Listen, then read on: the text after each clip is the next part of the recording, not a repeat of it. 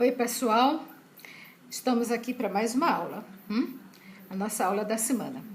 E antes de a gente começar a falar sobre aquelas coisinhas de português, de gramática que eu prometi para vocês na aula passada, eu queria começar a nossa aula de hoje lendo um poema de um escritor chamado Guilherme de Almeida, um poeta maravilhoso, gosto muito dele, Guilherme de Almeida. Quem sabe vocês me dão uma olhadinha aí na internet, procuram alguma coisa sobre esse escritor, esse poeta e leem mais algumas coisinhas dele, hein? Eu tenho um poema aqui chamado Coração. Ele me toca bastante esse poema, porque ele fala um pouco dessa nossa idade, né? Às vezes a gente se desilude com as coisas da vida, afinal de contas, há momentos tristes, há momentos amargos, há momentos difíceis que se mesclam com os bons momentos, a vida é assim, né?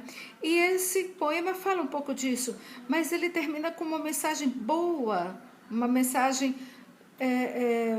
de esperança, né, pra gente. Olha o que ele diz: lembrança, quanta lembrança dos tempos que já se vão, minha vida de criança, minha bolha de sabão. Infância, que sorte cega, que ventania cruel, que enxurrada te carrega, meu barquinho de papel. Como vais, como te apartas, e que sozinho que estou. Ó, meu castelo de cartas, quem foi que te derrubou? Tudo muda, tudo passa, neste mundo de ilusão. Vai para o céu a fumaça, fica na terra o carvão. Mas sempre, sem que te iludas, cantando num mesmo tom, só tu, coração, não mudas, porque és puro e porque és bom. Então, para mim, o que o poeta quer dizer é, quando a gente alimenta o coração de coisas boas, de belezas como é a literatura, né? De sentimentos positivos, o coração fica puro. Quando a gente se descarta de pensamentos ruins, maldosos até, né? O coração continua puro e continua bom. Vamos alimentar o nosso coração com coisas belas, com cultura, com conhecimento, com beleza, certo? E depois eu vou ler mais poesia sobre esse tema e vocês vão ver como é interessante a maneira como os poetas encaram essa questão da vida, da velhice e da morte.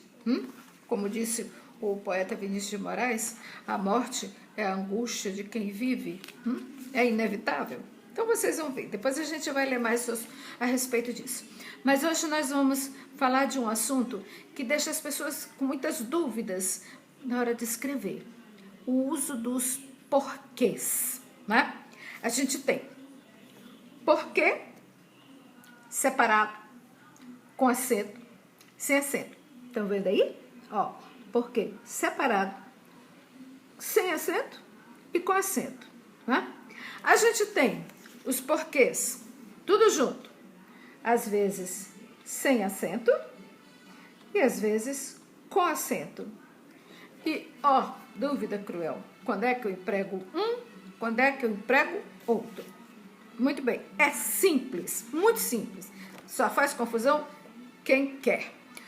O porquê separado, seja com acento ou sem acento, só é empregado nas perguntas. Então, eu vou fazer uma pergunta, eu vou escrever uma pergunta, eu já sei que o meu porquê vai ser separado. Primeira coisa, pensar. Eu vou fazer uma pergunta. Por que você demorou? É porquê separado. Você demorou por quê? Continua sendo separado. Certo? E vejam que quando eu faço uma pergunta usando porquê, eu sempre posso subentender, imaginar que depois desse porquê de pergunta separado, vem sempre a palavra motivo. Então, quando eu digo assim, por que você demorou? Na verdade, eu poderia dizer, por que motivo você demorou? né? Você demorou por quê? Ou seja, você demorou por que motivo? Né? A palavra motivo, ela fica aqui subentendida. Ela pode não vir escrita, mas ela fica implícita na nossa pergunta. Então, já sabemos, para fazer uma pergunta, o porquê é sempre separado. Depois a gente vai ver quando é que eu boto acento ou não, mas para fazer pergunta é o porquê separado. Agora, se eu vou responder a pergunta, eu não vou usar o porquê separado. Eu vou usar o porquê junto, certo? Sem acento. Mas vamos ver isso passo a passo. Então, quando é que eu uso o porquê separado para fazer pergunta? Quando é que eu uso o porquê separado, portanto, sem acento? Olha só, quando ele vier no início da pergunta. No início da pergunta é o porquê separado sem acento. Então eu digo, por que você não veio? Ó, por que você não veio? Tô vendo, gente? Eu tô fazendo uma pergunta. O porquê está no início da minha pergunta. Por que você não veio? Então, ele é separado porque é de pergunta e é sem acento porque está no início da pergunta. Simples, né? Entendido? Então, por que você não veio? Por que você demorou? Por que isso aconteceu? Perguntou? Então, por que separado? Está no início da pergunta o porquê? Então, é sem acento. Então, quando é que eu uso o porquê separado? Quando ele vier no final da pergunta. Muito simples, né? Então, olha só. Você não veio hoje por quê? Ó, é separado porque é pergunta. Olha o ponto de interrogação, né? Mas ele está no final da pergunta. Então, ele é com o acento circunflexo. Você não veio hoje por quê? Ou seja, por que motivo? Né, gente? Entendido? Para fazer pergunta, porquê separado. Se o porquê está no começo da pergunta, sem acento. Se ele está no final da pergunta, é com acento. Tá. Aí eu vou responder a pergunta. Eu vou explicar o que você quer saber.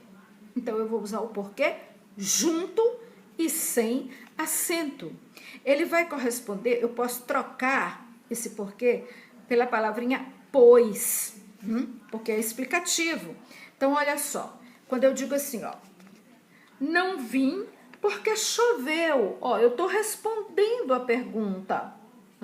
Não vim porque choveu. Ou seja, não vim, pois choveu. Viu, gente?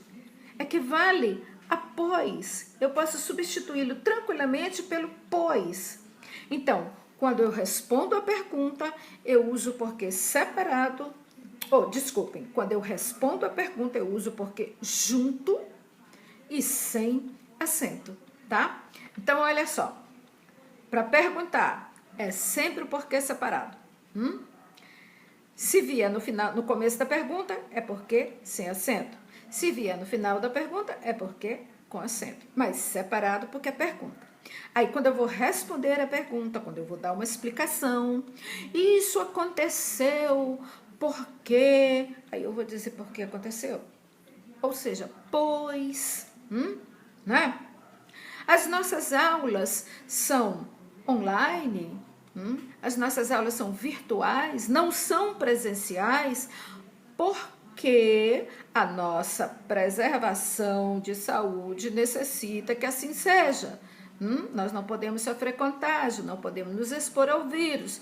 Então, por isso é que as nossas aulas são presenciais. Então, se eu estou explicando o porquê, né, eu estou usando o porquê junto e sem acento, tá?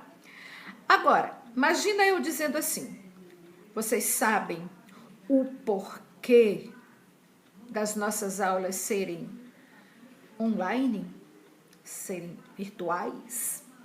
Vocês sabem o porquê? Olha como eu botei um artigo O na frente desse porquê. O porquê. Nesse caso, eu vou usar o porquê junto e com acento. Olha só. quando significa o motivo, a razão. Então, veja o exemplo. Não sei o porquê de tanta confusão. É como se eu dissesse, não sei o motivo de tanta confusão. Então, gente, quando eu uso a palavra porquê e puder substituir esse porquê pelas palavras motivo ou razão, e eu uso geralmente um artigo na frente, o porquê, não sei o porquê de tanta confusão, é como se eu estivesse dizendo, não sei o motivo de tanta confusão, não é verdade? Então, é como se eu estivesse usando um substantivo, né? E não uma palavra de outra classe gramatical. O motivo, a razão. Então, quando eu uso o porquê antecedido por um artigo, quando ele significa motivo, razão, ele é junto e com acento. Eu também posso preceder essa palavra, colocar antes dela um pronome possessivo. Eu digo assim, olha, esse é o meu porquê. Meu porquê. Ou seja, é o meu motivo. Certo? Então, ó, junto com acento. Ficou claro, gente? Vocês vão dar uma revisada nisso depois e tentem responder essas perguntinhas aqui, ó. Eu corrijo na próxima aula, tá? Eu vou deixar um exercíciozinho com vocês para vocês responderem. Deixa eu ler aqui. Por que vocês não viajaram? Qual o porquê que eu vou usar, né? Não viajamos porque... Deixa eu ver... não viajamos porque ficamos sem dinheiro. Uma pergunta e sua resposta, tá? O outro. Já sei o porquê da sua ausência. E a outra? José não fez o exercício por quê? E a outra? Não sei por que motivo ele não veio. Opa! Olha só, não sei por que motivo ele não veio. Presta atenção nessa daí. Tá bom? Vamos ver se vocês acertam direitinho.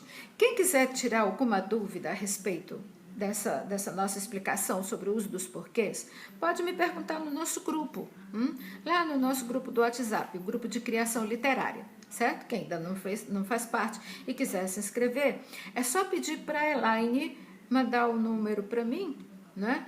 Ou pedir para algum dos colegas que já estão lá no grupo, né? Pedir e eu insiro vocês no grupo, né? Eu adiciono, não é assim que se diz? Eu adiciono vocês no grupo de criação literária e a gente pode tirar algumas dúvidas. Mas na próxima aula nossa, com certeza, eu vou corrigir esse exercíciozinho, tá, gente? E se vocês quiserem criar frases com o uso dos porquês e colocarem lá no nosso grupo também de criação literária, eu vou achar ótimo. Tá bom, gente? Então, ó, beijão e até a nossa próxima aula para vocês. Cuidem-se, fiquem em casa, viu? Tenham modos. Tchau!